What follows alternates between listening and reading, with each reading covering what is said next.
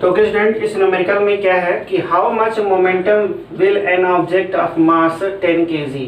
सो मास की वैल्यू कितनी हो गई 10 kg, right.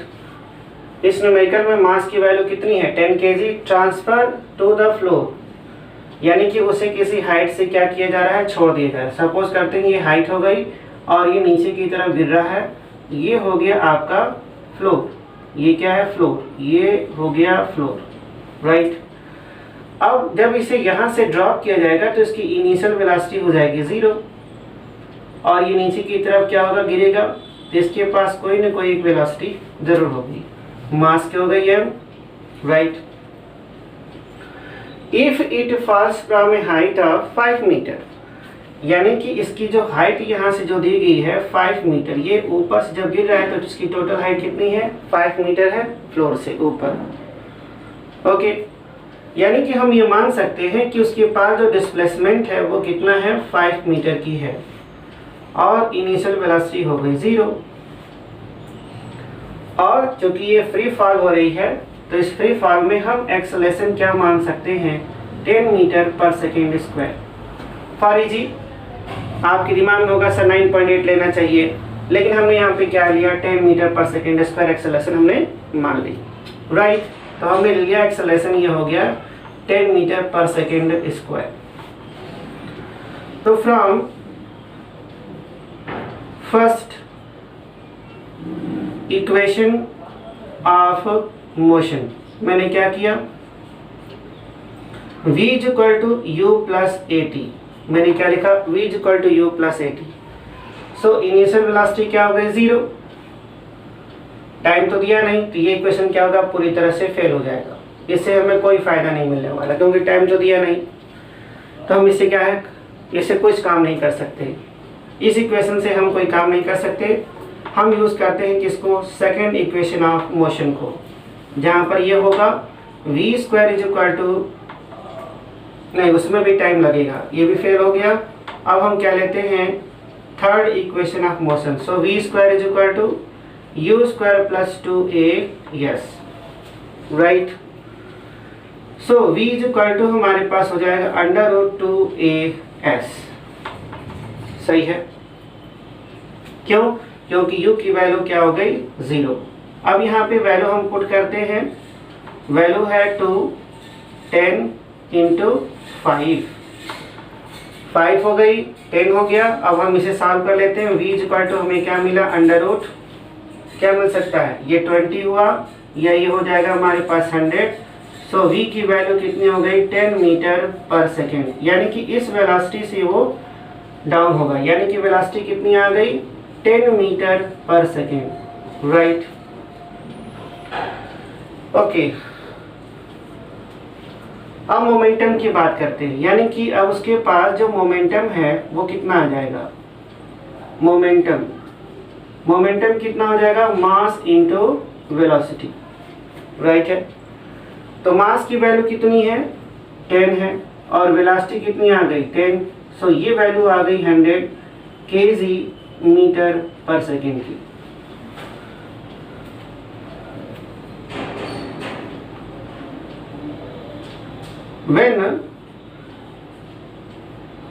when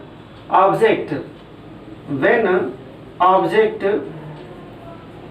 will strike the floor, it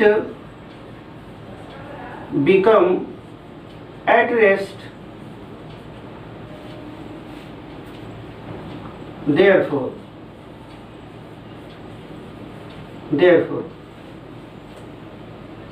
total momentum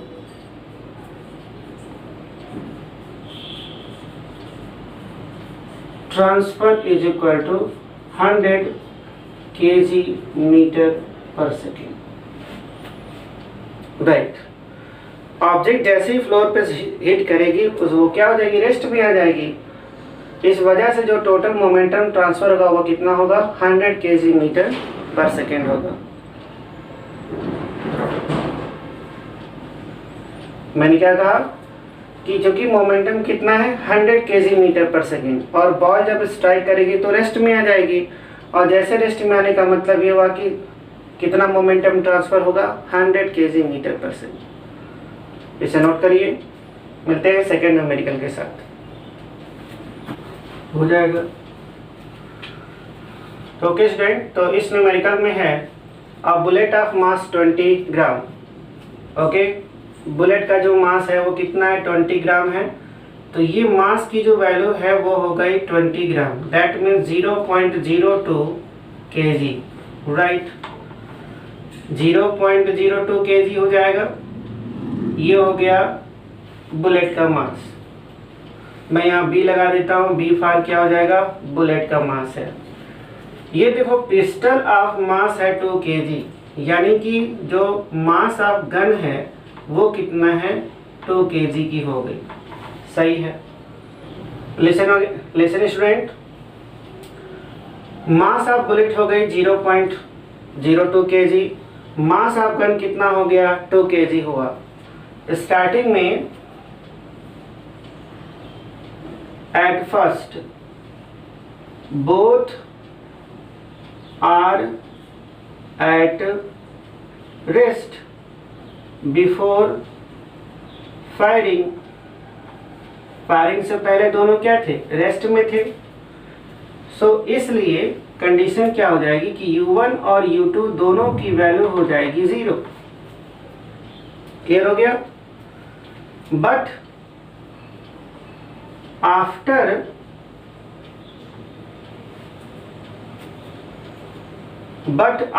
firing V1 की वैल्यू कितनी हो जाएगी, V1 कितनी हो जाएगी 150 metre per second, and V2 की वैल्यू क्या हो जाएगी, वो जानना चाहता है calculate the required velocity of pistol. यही आपकी क्या है क्वेश्चन मार्क है, राइट। V2 क्या हो जाएगी, ये हमें फाइंड आउट करना है। तो हम यूज करते हैं from law of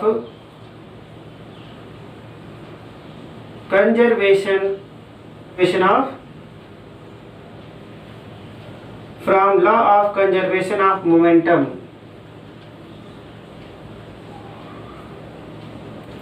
M1U1 plus M2U2 is equal to M1V1 plus M2V2। तो बिफोर टर्म क्या है, U1 U2 दोनों की वैल्यू क्या हो गई 0 हो गई। तो ये क्या हो जाएगा कि M1V1 plus M2V2 is equal to 0। सही है। M1 की वैल्यू है 0.02, V1 की वैल्यू है 150 प्लस M2 की वैल्यू है 2, और V2 को हम मान लेते हैं कैपिटल V। V2 को हमने क्या कर लिया, लेट कर लिया कैपिटल V। V2 को क्या कर लिया, लेट कर लिया कैपिटल V मान लिया। अब इसे सॉल्व करते हैं तो 2V इज इक्वल टू क्या हो जाएगा, तो हमने क्या किया, इसे राइट में ट्रांसफर किया, और फिर V इज इक्वल टू हम लिख सकते हैं, V इज इक्वल टू क्या लिखेंगे, V is equal to minus 0.02 into 150 by 2। Clear है। और जब हम इसे सॉल्व करेंगे तो हमारे पास वैल्यू क्या आएगी, कैलकुलेट करके बताइए, -1.5 मीटर पर सेकेंड। ये हो जाएगी recoil velocity of the gun. Okay student, ये कुछ एग्जाम्पल थे न्यूमेरिकली जिसे आप सॉल्व करेंगे। कोई प्रॉब्लम होगा समझ लें इसे एक बार और। फायरिंग से पहले बुलेट और गन दोनों क्या होते हैं, रेस्ट में होते हैं, इसलिए U1 और U2 की वैल्यू क्या है 0 है। इसलिए law of conservation of momentum में मैंने क्या किया, ये जो टर्म है M1U1 प्लस M2U2 उसकी वैल्यू क्या रख दी 0, और फिर हमने लिया M1V1 plus M2V2 is equal to 0। अब आप इसे सॉल्व कर रहे हैं तो M1 क्या है, मास ऑफ बुलेट, मैंने रख दिया मास ऑफ बुलेट। M1 क्या हो गई, मास ऑफ बुलेट हो गई, और M2 क्या हो गया, मास ऑफ गन हो गया, राइट। V1 की वैल्यू कितनी है 150 और V2 की वैल्यू मैंने क्या मान ली, कैपिटल V मान लिया और इसे रखा और इसे मैंने राइट में ट्रांसफर किया तो क्या आया -0.02 मल्टीप्लाई कर लेंगे या फिर 2 से डिवाइड करेंगे और सॉल्व किया तो V की वैल्यू कितनी आ गई -1.5 मीटर पर सेकेंड। ये क्या है, रिकॉइल वेलोसिटी है, इसे हम क्या कहते हैं, रिकॉइल वेलोसिटी। अच्छे से नोट करिए, कोई प्रॉब्लम हो 1 बाय 1 क्या है इसे पूछ सकते हैं आप। Okay, thank you.